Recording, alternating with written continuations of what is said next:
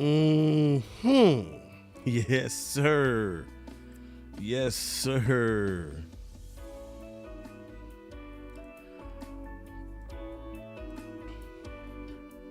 If you're hearing those smooth, sultry sounds, then that means you have stepped into Amp's Matrix on this Sunday evening.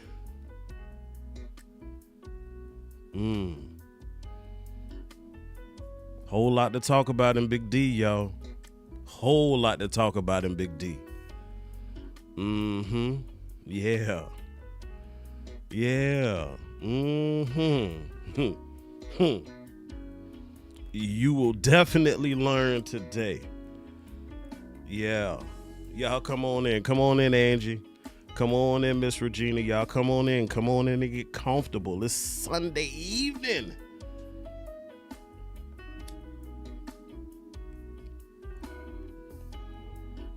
Yeah. Appreciate y'all for joining me. I'm going to go ahead and drop that on you. Yeah. We have found ourselves, ladies and gentlemen, in the midst of March Madness. Yeah. But we ain't talking about college basketball, but y'all go ahead and sit tight while your boy Amp gets right. Because we going to be all right.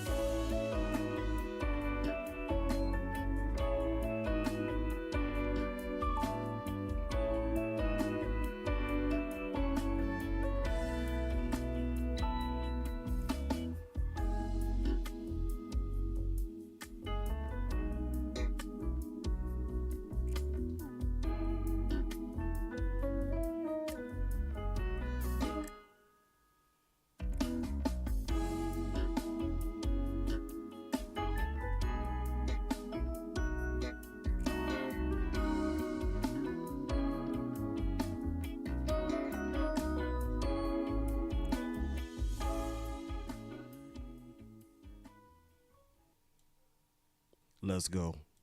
Yeah.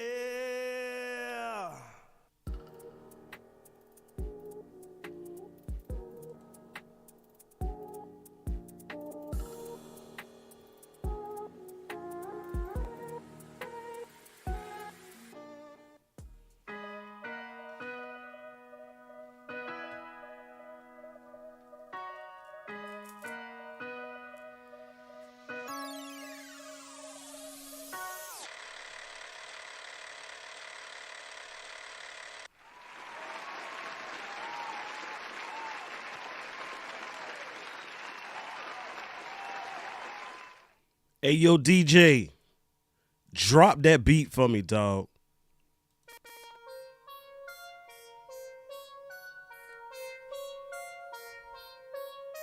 Twizzy is my producer, beats all the time. Yeah. It's the off season, baby. But we still got a lot to talk about. Let's go.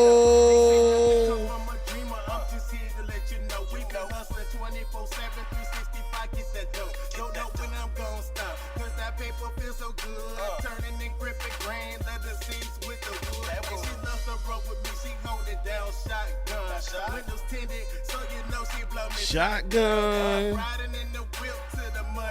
Drop you off. Hey.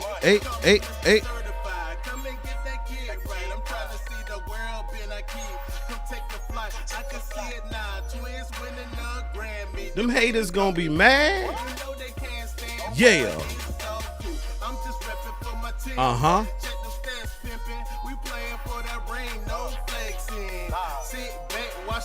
Yeah. They love it. Let's go.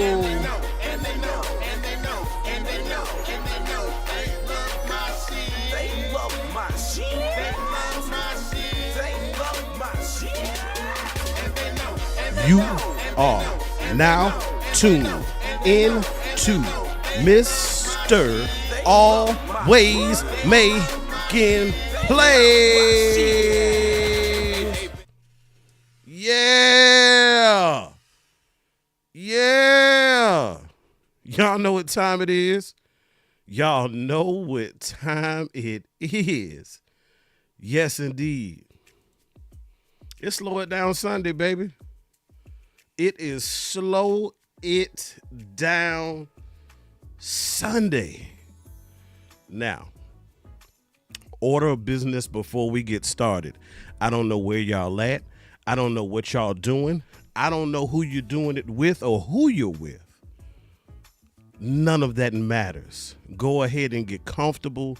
Grab you a nice glass of wine, your favorite libation, a little whiskey, however, whatever you need, even if it's a little, not saying it on this show, but you know what I mean. Hey, glad to have y'all. Glad you have decided to join me on this evening for Slow It Down Sunday. You know how AMP do it. The work week starts tomorrow. The Frugazi starts tomorrow. The shenanigans starts tomorrow. Ooh, my smoke came just in time. Look at that. See, on cue. So with all of the foolishness that's going on tomorrow, we gonna ease our minds on tonight.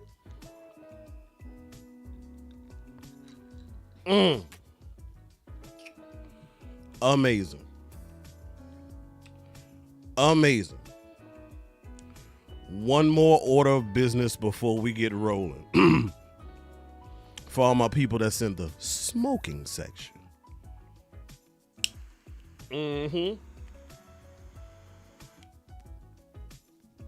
That's right, Angie. Smoke. Smoke. That's what we want. That's what Philly wants. And apparently, y'all, that is what Washington wants. Washington wants smoke. Apparently, they still a little pissed off about that conference championship game.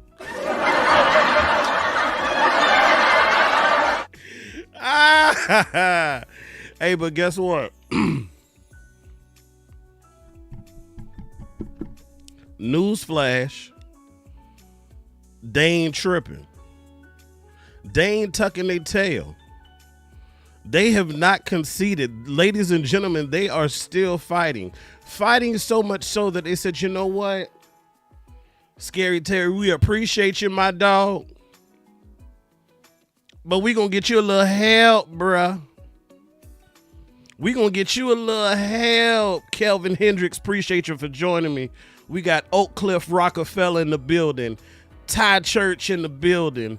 CJ the original in the building. And I got my dog, Mr. Sleeper, for all you draft ladies and gentlemen. Keystone Cowboy in the building. I got my faithful Angie, Miss Regina. Glad y'all could enjoy, stop by and enjoy me on this evening. So, yes, in case you've been underneath a rock, the Washington Commanders over the weekend, reports came out that they have traded for now former wide receiver of the San Francisco 49ers, and that is Deebo Samuel. How y'all feel about it, man? Tell me right now in your spirit, raw, real, uncut. Tell me, speaking of raw, I got my dog in here with me, Mr. Raw and Uncut, Sports Junkie in the building. Salute, sir. Glad to have you with us on the night. Hey, man, while we at it, let's go ahead and take care of business. Y'all go ahead and share, smash the like button, send it to your Cowboys haters and your Cowboy friends. So y'all tell me, how y'all feeling about this? How does the Washington Pretenders, or as a coworker of mine so eloquently put it, the Washington Bumanders,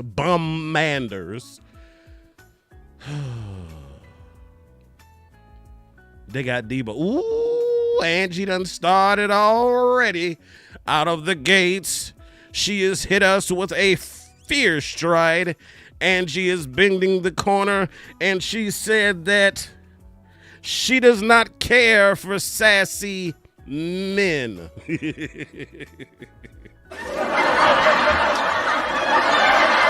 Boy, oh boy. Now, looking at this on the surface, right?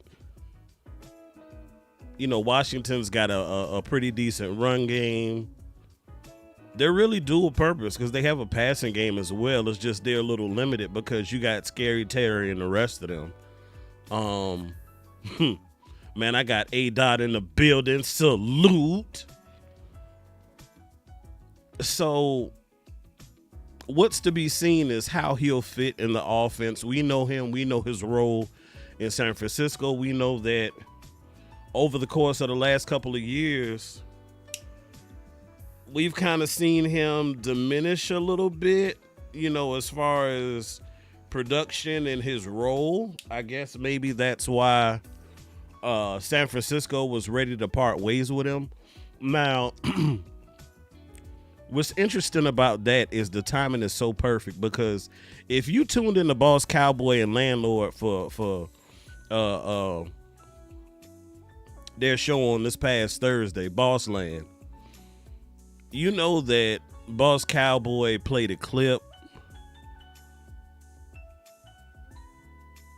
of Bill Walsh saying he wants the best years of a player, right? He said he wants the best years and said that, you know, they basically get rid of their players in a lot of instances before they start to fade.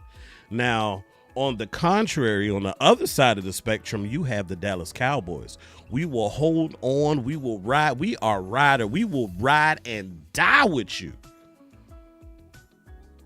Zach Martin. But I digress. The Cowboys will die with you, but San Francisco says, you know what? I've already seen the writing on the wall. I've got as much out of you as I'm comfortable with.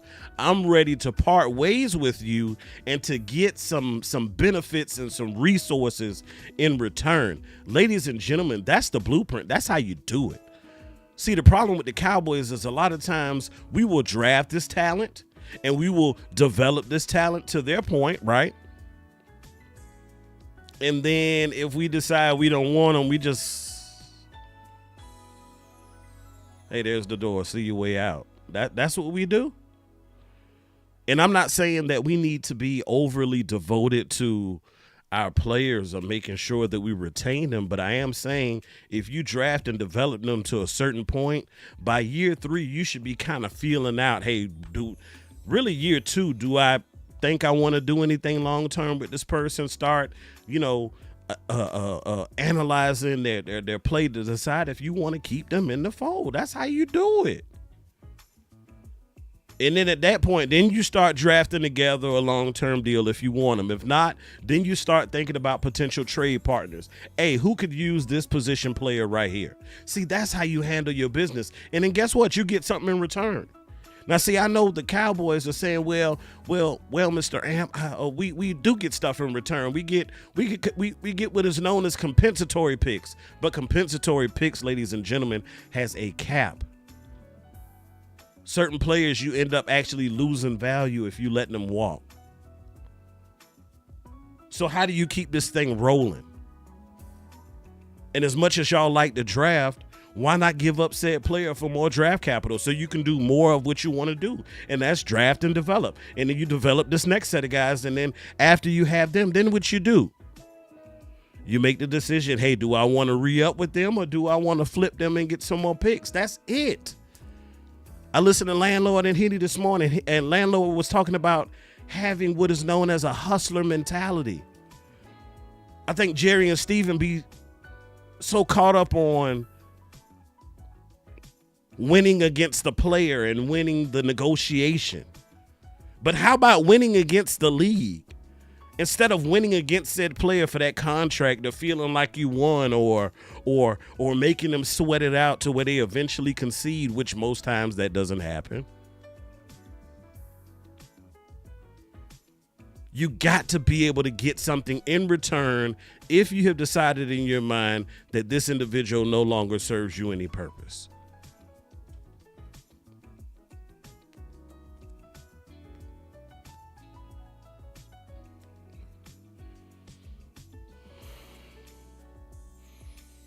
It's disheartening when you look at players who walk out of here year in and year out, and we get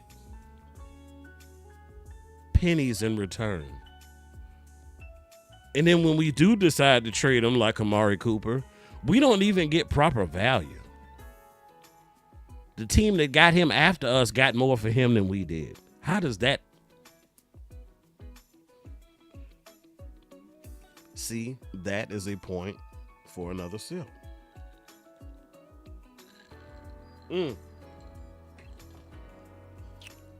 They'll make you do it.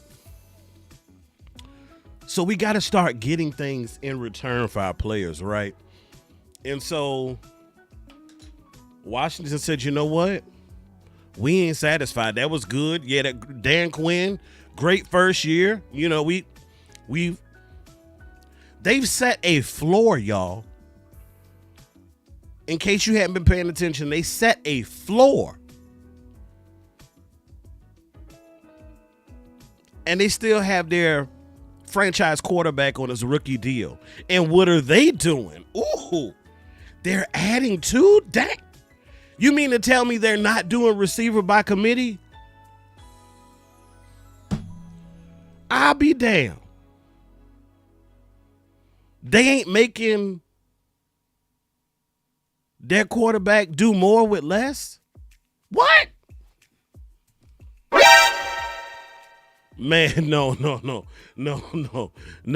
Certainly that's the way things go in the NFL, right? You have to be able to do more with less. Y'all tell me, isn't that the way that it works?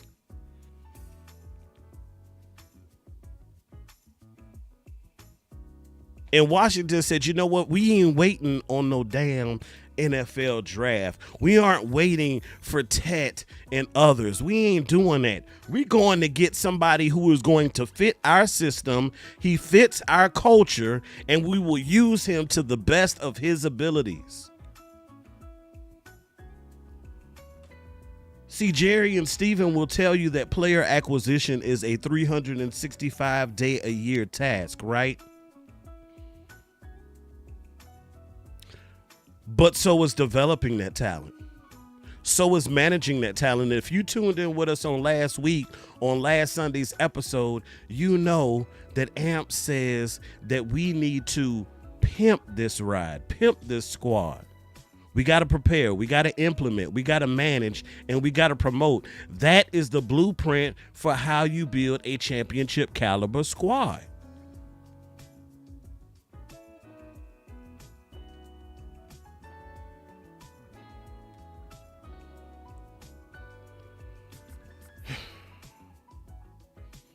And they say we ain't waiting until the draft. We're going to get a bona fide wide receiver now to pair with Mr. McLaurin.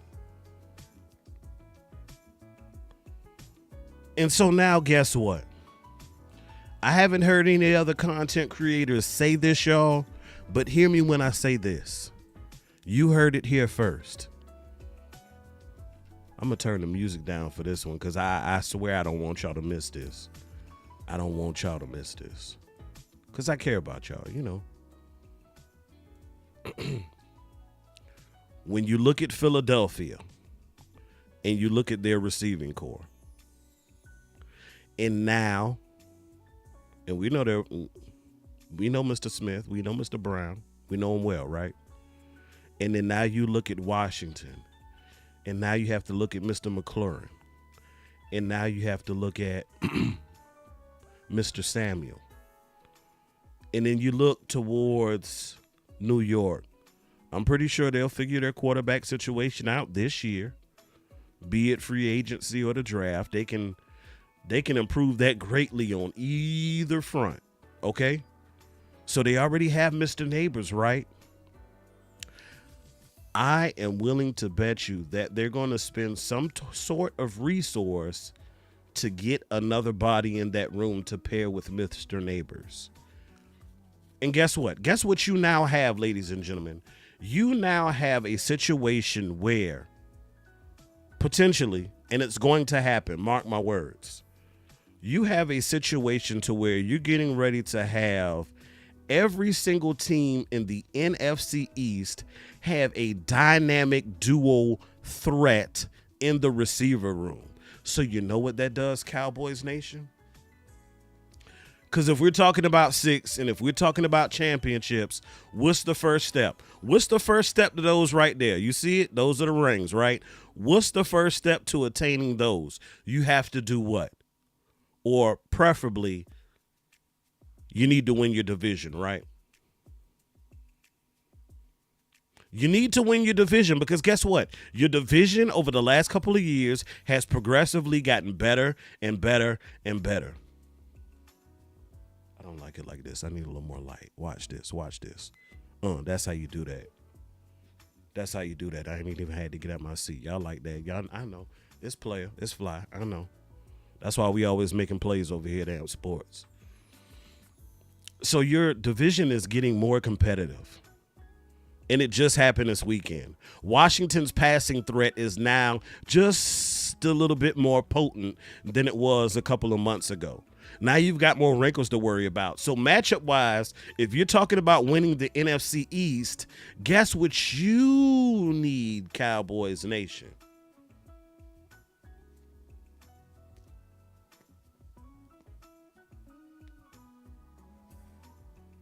Because I've been listening. I heard what's going on.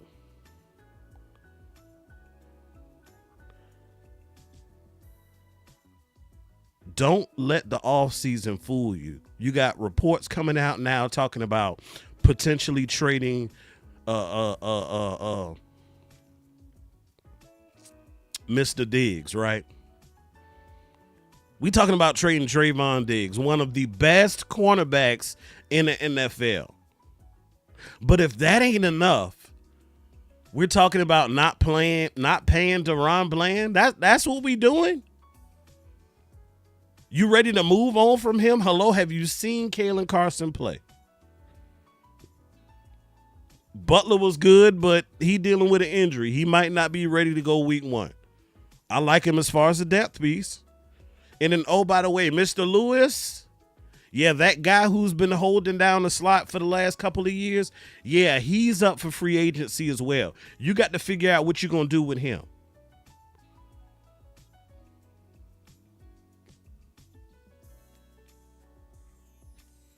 Mr. Church, you bring up a very good point, sir. I know. One of your best abilities is your availability. And I know, you know, with the recent injuries, I know you're like, God dang, dude. Are you about to become one of those people? Are all the King's horses and all the King's men going to be able to put Humpty Dumpty Diggs back together again? I get it. Is all the King's horses and all the King's men ready to put Demarion Overshown back together again? I get it. So we got questions at linebacker. We got questions at corner. But one thing I will say for certain, I don't know how you do it. I don't know in what combination. I don't know if you take capital from this year's draft class and dedicate it toward the cornerback room after you did last year. I don't know. I don't know if you flip Mr. Carson to another team. I don't know. Some teams release or trade players after their first year, after their first draft. Sometimes that happens. Sometimes teams have said, you know what? I've seen enough. This ain't what we thought we were getting. I'm looking at my receipt. It says I can return this. I've got another couple of weeks. Can we? Yeah, I need my money back. I agree, Angie. They better pay J. Lou. Yes, you need, when you look at the way teams are using their receivers and how they have them playing inside and outside, even your exes in a lot of instances are playing slot. You've got multiple receivers who swap in and out of the slot position depending on how they're trying to expose potential matchups, right? So your slot guy got to be solid. And we know when healthy, Jordan Lewis is very solid, and he will not break the bank.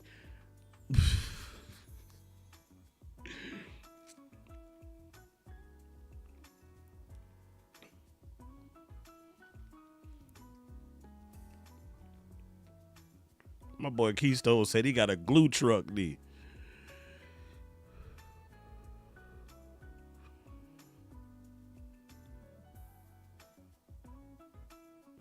Todd Church says, I am for keeping Jordan Lewis and Bland. Got to sign a decent cornerback and draft a cornerback.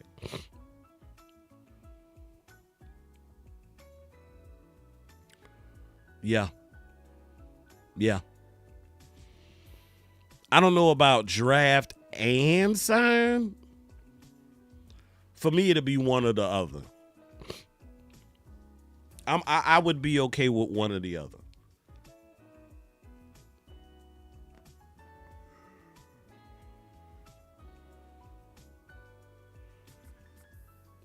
Now, speaking of free agency, I know y'all heard like I heard. The big dog in the middle. Mr. O. Diggy Zua. Yeah. So we heard, some days ago that the Cowboys were in negotiations with Osa Odighizuwa. And then more recently, within the last 24 hours, we heard that if a deal is not reached,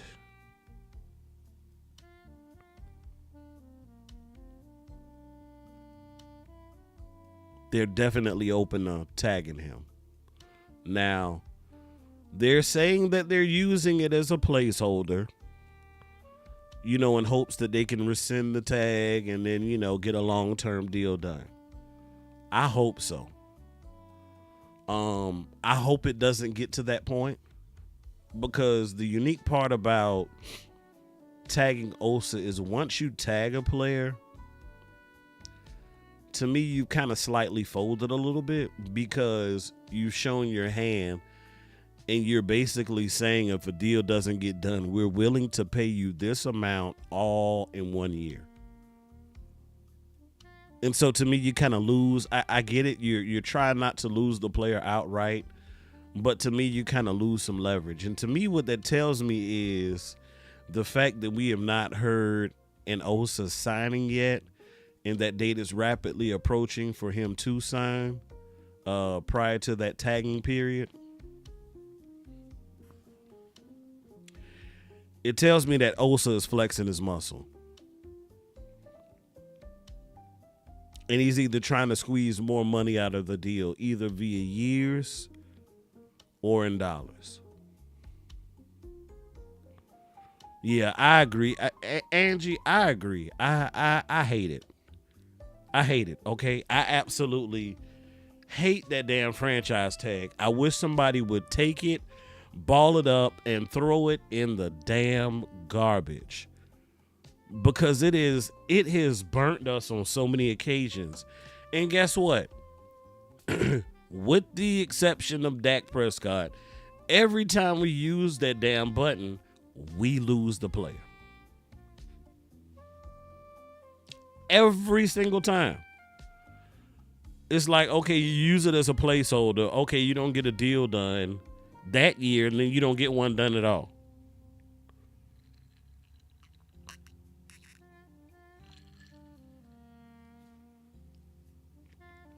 It sickens me. And that's the problem. See, we really should have done this. See, y'all bear with me. What really pisses me off is the fact that we cost ourselves way too much money.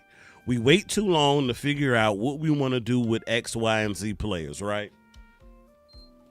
And then we get to the end of their contract, and now we are at their mercy.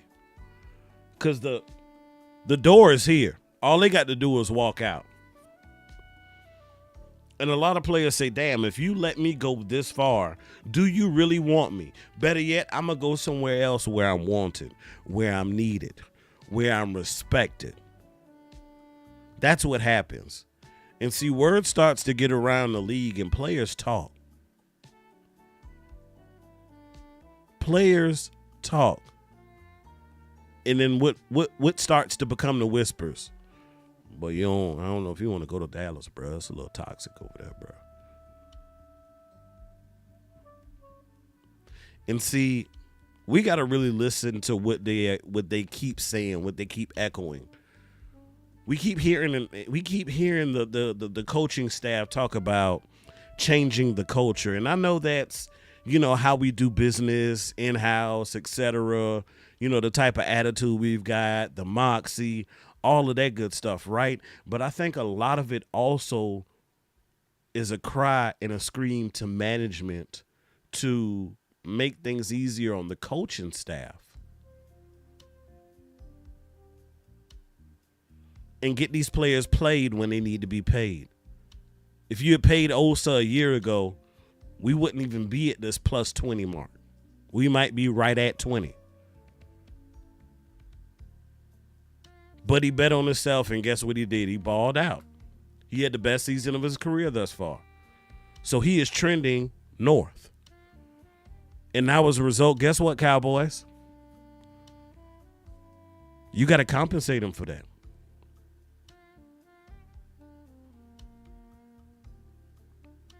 Matt Eberflus said that the 3-tech, more importantly, Osa Odighizuwa, will be an extremely essential part to the defense. When you think about how it's constructed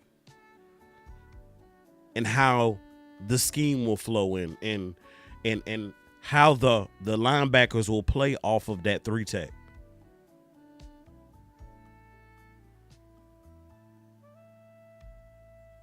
Everything is tied to that. So it's an important part. I don't think the Cowboys are trying to make him the highest paid interior defensive lineman in the league. I don't think they're trying to do that. But I know he ain't trying to be the cheapest paid player either in that room. So I don't know if it's a situation where the hang-up could potentially be on years or dollars. That's to be determined. But I tell you what, that room is suffering. You got a whole lot of potential free agents coming up out of that room. Edge low-key might be in need, depending upon what you retain. So, Jerry and Steven got their work cut out. Whether it's the draft picks or whether it's free agency, they're going to have to sign somebody. Somebody's, plural. And I do think Osa is worth it. I do. He's a good player. I like the way that he plays the game. I like his attitude. I like his grit. He has done, for the most part, what you would ask of a player in that position.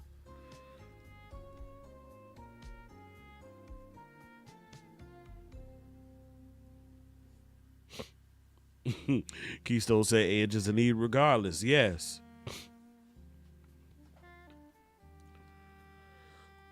And so that's just a piece of this puzzle, Cowboys Nation, because guess what? After that, you still got more work to do. It's not like you can exhale and say, yes, we done. We got Osa signed. We good. No, you don't get to exhale. Because now you got to deal with the line. That was just a warm-up.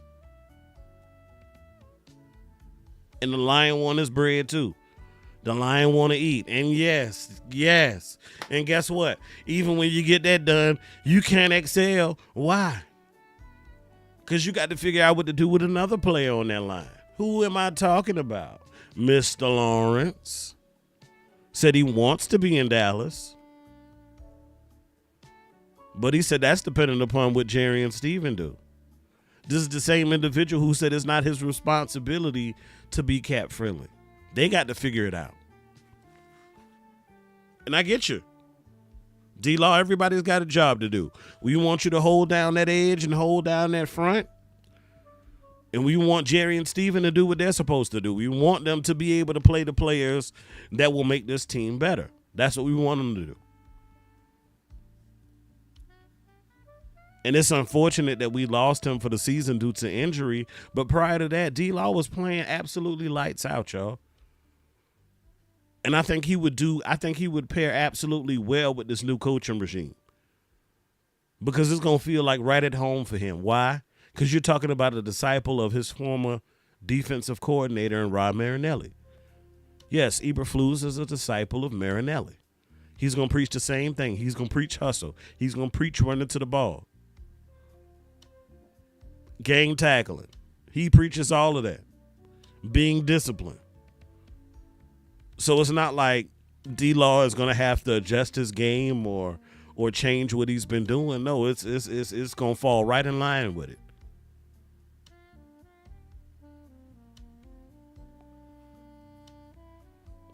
And see, if we weren't behind on so many of these contracts, the common sense, or what should be the common sense decisions, would be a no-brainer.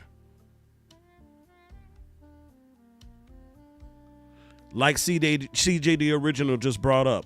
Can't forget about Tyler Smith. Yes, he is now eligible for a contract extension. I would love to be able to reward him. Go ahead and get that behind you. Give him a 5-6 year deal. Pay him, and that's 1/5 of your offensive line that you do not have to worry about. The man has showed you that he is worth being here. He is as far as I'm concerned, an emerging leader on this offense. Young offense. Charles Budd says, bring Lawrence back, sign Osa, and draft Grant. Then they would be ready to compete. I can dig it.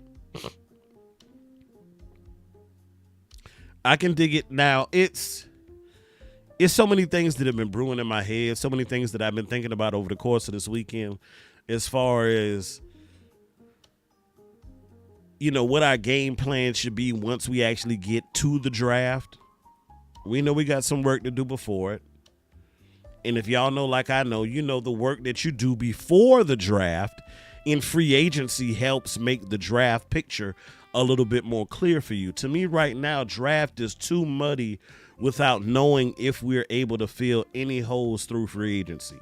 I would love to be able to say, hey, we plugged at least 2 positions. Whether that be a veteran running back, or a plug-in veteran lineman to potentially either play center or to potentially play guard. Obviously, we're going to keep Cooper Beebe. Don't know what's going to happen with Mr. Hoffman. He played well enough to be able to retain. But for whatever reason, if you're unable to, then, I'm not really into investing more draft capital into the offensive line right now. Next year, maybe next year. But for right now, and for with the guys that we had on the squad and with the coaching staff that we got, I'm interested to know what this coaching staff will do with this offensive line when they get their hands on them. Because all of them have a common theme. They're good at development. So to me, I feel like it's a little more toothpaste left in this tube, and we got to squeeze before we start moving on to the next tube. Can't say the same for the running back room. Can't say the same for the wide receiver room. I believe we've squeezed as much as we can out of both of those rooms. I truly believe we have. Tyler Guyton, he had a pretty bumpy first year, He had a couple of rookie bruises. It happens. Sometimes it happens to the best of them. Terrence Steele didn't look so great when he first started out. No, you got to get those valuable reps up underneath you. Those reps help not only the coaching staff but the player learn more about the player. It helps them learn about their game. It tells them where you need to improve. Okay, so you had an issue with power this past season. Well, over the course of this offseason, get your ass in the weight room. As Vacho would say, get you some of that off-season peanut butter. Hey, if your strength was there, but, for whatever reason, you just, you were misplacing your hands or you got a little too far over your feet, spend this offseason to work on your craft, work on your technique. Go ahead, shoot Duke some of that bread. Let him get you right.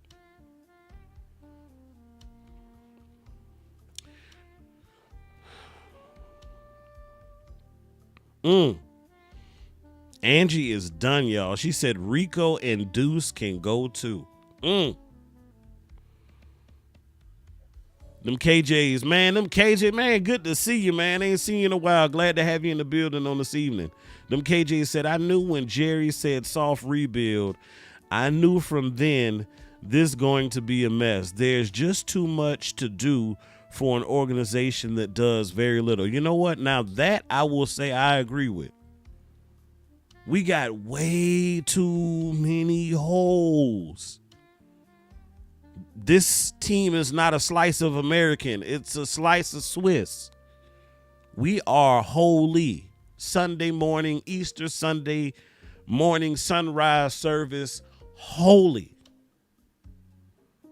Bullet hole after bullet hole. Shot up and shot out. We got to feel it. Man, we got my dog Common Sense Lab in the building, man. Salute. Yeah, we Swiss cheese right now, y'all. And so, I spent this weekend and I got some more time tomorrow. Your boy got a weekday off. Everybody's going to be out the house and Amp is going to be looking at draft film, at college film. I can't wait. Because when you start to think about the young talent that will be available to us and how it can help improve this team, we've got, 9 picks as currently slated. And I think there are going to be some situations in this year's draft where we may be able to slide back. I really do. Almost like last year, pick up an extra one. Make it back a 10-piece. Make it back a dime. I'm going to put that on a shirt or a hat.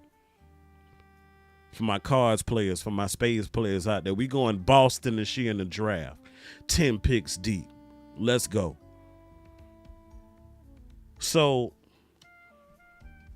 we're going to transition real quick, right? Let's go.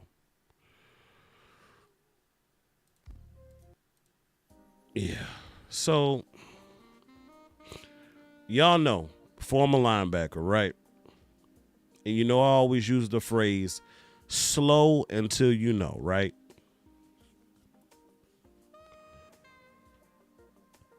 And you probably saw it in the thumbnail as well. I had slow until you know on the left side. But on the right side, it said, well, let's go. Look, we were a little slow. We had to put together a coaching staff, right? That's done now. It's behind us. We know who we got. We know what they specialize in. We know what their secret sauce is. Now, considering the fact that they just pulling up on the scene, I think what you're going to see out of this year's draft is you're going to see these picks be vouched for and promoted by Will McClay and staff. Stephen Jones, Jerry Jones, and staff. I believe your coaches will have some influence, but as far as the meat, the core of the work, as far as draft, that's coming from your scout department.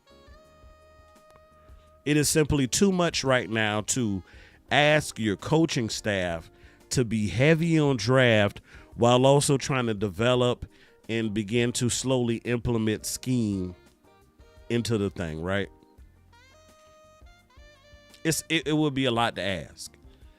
It will be a lot to ask your first year head coach / pay caller to be entrenched in trying to get all of these guys together, right? So you're going to lean on your scouting department. That's why it was essential. It was important. It was imperative that we re-sign Will McClay. This was not the time to move on from him. This was not the time to turn it over to Steve and one of them Jones brothers, sons. This wasn't the time for that. Because you got too many moving parts, too many guys that you need to get into this building. You need to go too deep into the draft to attempt to hit better than you have so that you can get some solid guys on this team. This is a job for Will. Nobody else. That's right, 20-plus free agents, 25 to be exact. Now, Zach done made the decision for you as far as his retirement, but you still got like 24 other guys that you got to figure out what to do. And if you let some of them slide, then guess what? That means you have even more work you got to do in the draft and post-draft. Be it the second wave of free agency then or through the XFL, etc., like you've done in years past. So this thing is going to be lined up like a domino. And I believe the more work you do on the front end, the easier it's going to get on the back end. If you're highly active in free agency, right, that's just less you got to do in the draft. And the more you do in the draft, right, that's less you got to do post-draft. I mean, think about it. We was acquiring players all throughout the season last year, right up until the start of camp. Up until the start of the season, from the end of camp, even through into the season, we were still bringing guys on off the street because we didn't have it figured out. You look at last year. I said domino effect, right? You got Dak signed late. You got CD signed late. Well, you couldn't really do a whole lot in free agency because you didn't really have the coins available to do so. So then you had to do a whole lot of work on the back end. You pushed off what you could have did today, what you could have done yesterday, and pushed it off till tomorrow and the day after that. That's what you did. You made your work on the back end a lot more difficult. So I said slow until you know, right? But now that you know, I want you to get this in your head. Slow feet don't eat. That's why Washington went ahead and did what they did with Debo. They said, man, we ain't waiting around on this draft, man. I don't know. You know, sometimes depending on how that thing break, you could just be SOL. You know, your guy that you had in mind who would have fit your system and your team perfectly, guess what? They end up getting snatched up 2-3 picks before you was going to pick them. Sometimes that's just the way it goes. That's the nature of the beast of the draft. It is what it is.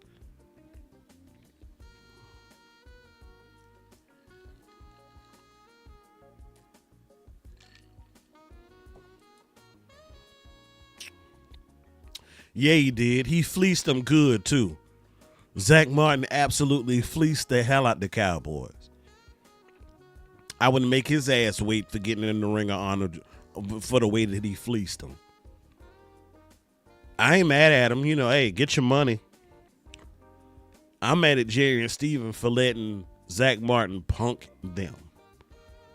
Yeah. Because that's exactly what happened. He punked them. Cut the line in front of folks who were supposed to be getting paid and said, you know what? I don't like the way I'm being paid. I need some more money. Threw everything off. So now that we know, we got to go, y'all. We got to go. Did y'all hear anything about Debo potentially being traded? Hell no. Did you hear anything about San Francisco saying they weren't feeling Debo? Hell no. It was nice and quiet. Easy transaction. Almost like an illegal drug deal. It was just as quiet. You ain't heard nothing. Their hands ain't even touched. No fingerprints, no evidence. Slid right on in.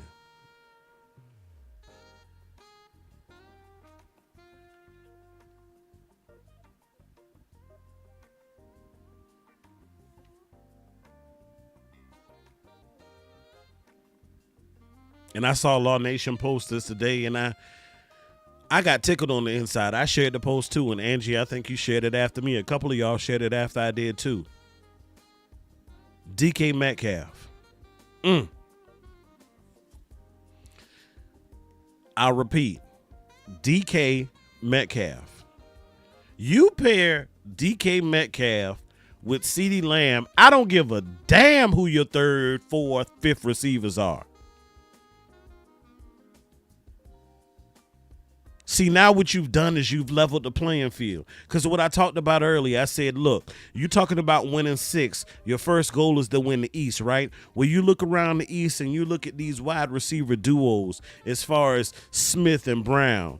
And then now you've got Samuel and McLaurin. And then you could have Neighbors and whoever, one of these nice top receivers in the draft. And we got CD in them? Nah, I'm not cool with that. Excuse me. For what you paid Brandon Cooks last year, you could have DK Metcalf on your staff this year for about that same going rate. Now, I think we all will agree DK Metcalf is head over heels currently way better than what Brandon Cooks is. He's a big guy. He's a strong guy. He's a fast guy. You talk about Dak friendly. There is no more Dak friendly than DK. The way that he plays the game, it would suit Dak perfectly. And you got that boy up in Cincinnati, T. Higgins. I think he would pair well with CD as well.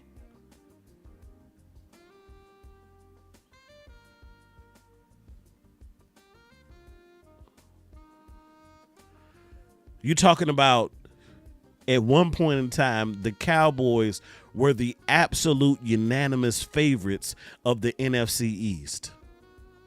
Every year on paper, talent-wise, we were head over heels better than the rest of the teams in our division. I don't know if that's the case no more. Look a couple of years ago. Look at Buffalo. Look at what they did. Got rid of Stephon Diggs, right? They gave him up for a second. Houston gave up a second to get Diggs.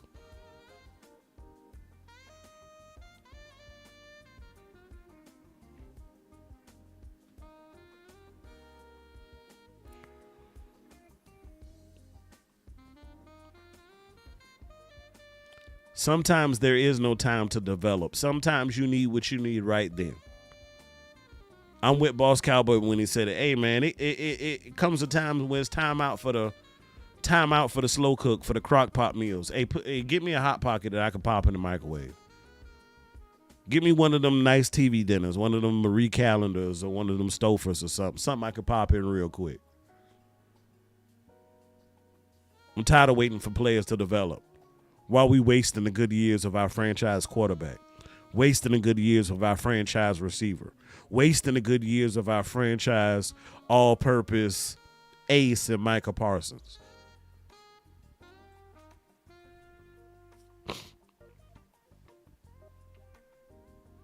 Wasting years.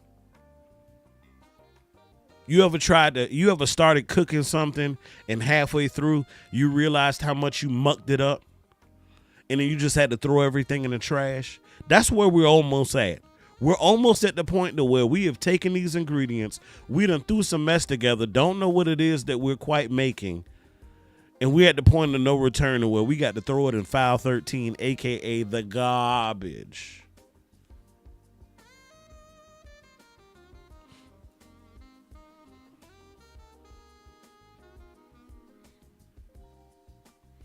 Trash.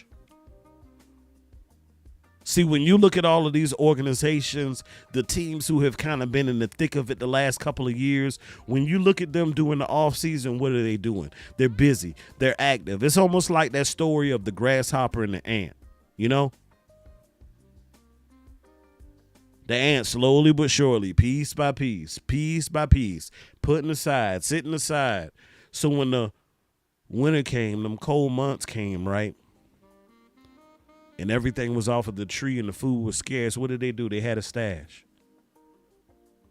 See, these teams who were in the mix in the cold months, in January and February, like the Ant, those are the teams who have been putting away constantly, been hoarding constantly. Your Detroits, your San Frans, your Phillies, even the Rams. Now Washington. And don't let New York get a quarterback. Oh, my God. Don't let them get a quarterback. Shh. You ain't going to be able to tell them nothing. They've been quiet. They've been church mouse quiet. But they get a quarterback and you ain't going to be able to tell them nothing either. I can't stand a New Yorker, a Yankee. No disrespect to anybody from up north in the chat, by the way.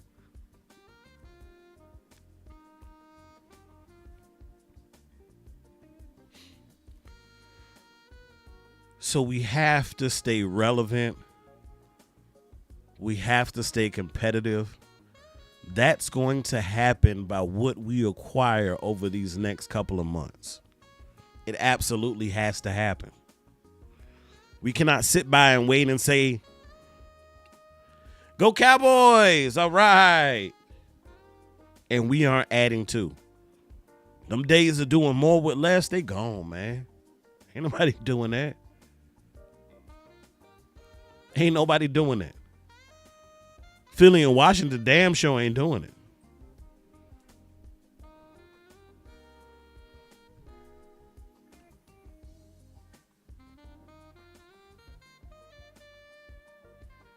We need a whole lot, y'all. We need D-line. We need linebacker. Depending on what happens with free agency, you may need some safeties too. I would love to bring Wanye back and Marquise. I would love to. To me, they're non-negotiables. You got to bring them back. You got to. Pardon me, y'all.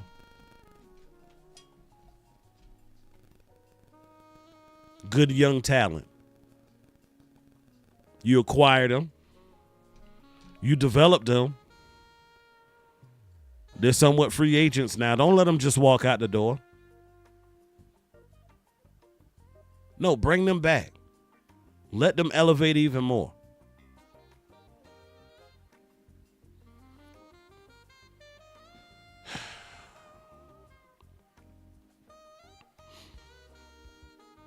I'm just saying, y'all, time is out for the excuses.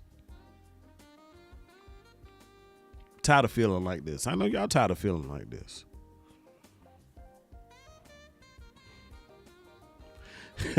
Miss Regina said, have y'all noticed right around draft time, there is usually a major case on a Cowboy?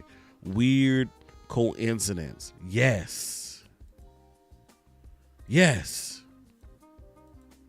Yes. It happens far too often. Now folks starting to be mad at Michael. That damn podcast. Sneak diss and Osa. Sneak diss and Dig. Sneak diss and Bland. We getting it all. All for the sake of $1? Philly look like they worried about dollars.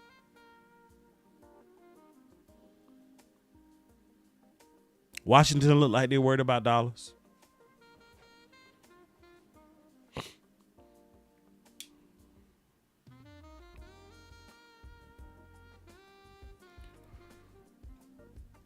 We love to love on the Cowboys, right? They're our squad. We've liked them forever.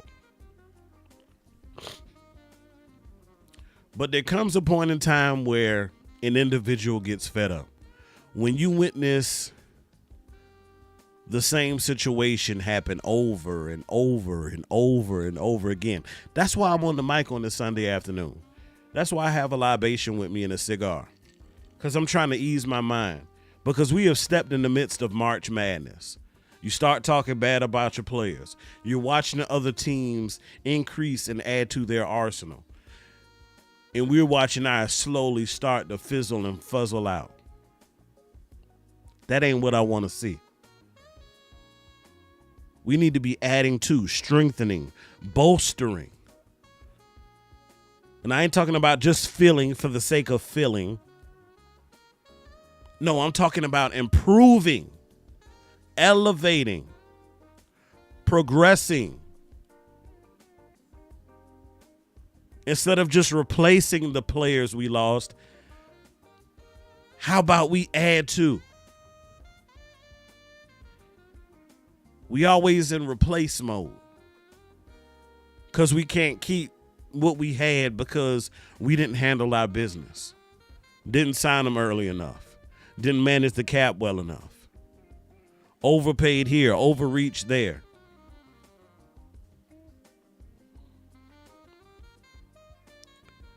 I'm not saying that the Super Bowl for Philadelphia was won in March.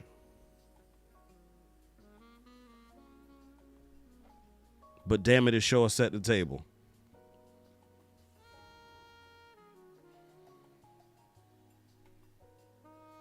I'm not saying that you have to be the best team on paper year in and year out, but it damn sure helps a little bit.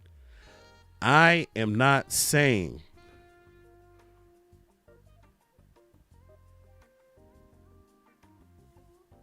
that before the first game is played, we've won the championship. I'm not saying that. I'm just saying do as much as you can on the front end to set you up for that. Because when you look at that move to acquire Saquon Barkley, it was a move that put them in position back in March. Forgive me. It did absolutely what it was supposed to.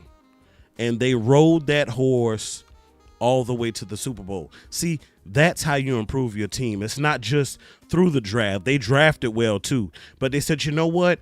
As much as the draft can be good to us, we aren't going to be satisfied with just the draft. So we're going to add some things in free agency that's going to complement what we do in the draft. And it's going to put us in a position where we're competitive enough to attempt to win a Super Bowl. See, a couple of years ago, last year, 2 years ago, they got that nasty taste in their mouth and they lost. And they said, you know what? We ain't satisfied. The same way Washington just said we ain't satisfied. And they said, you know what? That ain't good enough. We need to improve here. We need to improve there. We need to make this room better. We need to make this side of the ball better. They don't stop, y'all. They aren't satisfied. But Jerry and Steven seem to be satisfied. So guess what? It's upon you. It's upon me. It's upon the rest of the content creators to continue to apply that pressure to let them know that we are not okay with the level of success or lack thereof that they have sustained over the last couple of years. We need y'all to get better. We need you to push. We need you squeezing all of the juice out of these players and coaching staff that you can. Because at the end of the day, y'all, you know what it is. Good, better, best. Never let it rest until your good becomes your better and your better becomes your best. Until next time, Cowboys Nation, y'all be blessed.